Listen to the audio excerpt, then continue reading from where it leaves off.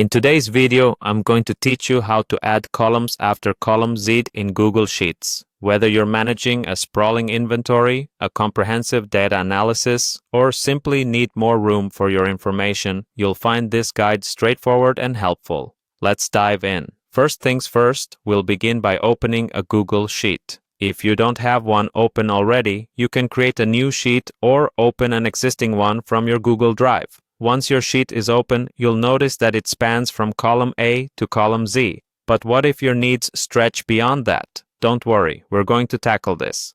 The next step involves selecting all the cells in your sheet. To do this effortlessly, you can click on the small rectangle in the top left corner of the sheet, right between the A of the first column and 1 of the first row. This action will highlight every cell, alerting Google Sheets that you intend to make alterations affecting the whole range. Now, zoom in on column Z, highlight column Z, and then look for a small downward arrow in the column header. Click this arrow to reveal a handy drop-down menu with a variety of options. It's from this menu that you can manipulate your columns with ease. After you've clicked the arrow, you'll see various options, and your attention should be drawn to the one labeled Insert 26 Columns Left.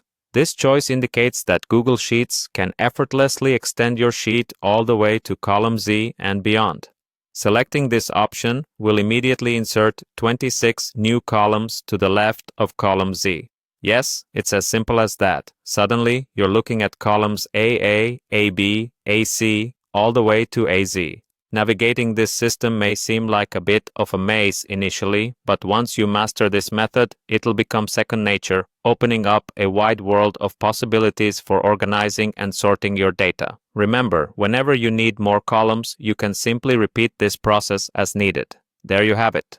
With just a few quick clicks, you've expanded your Google Sheet, creating all the space you need for more data.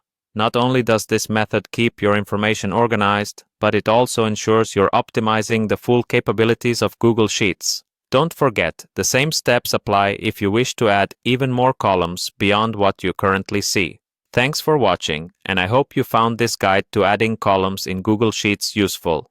If you have any questions or topics you'd like to learn about next, feel free to leave a comment below. Happy spreadsheeting!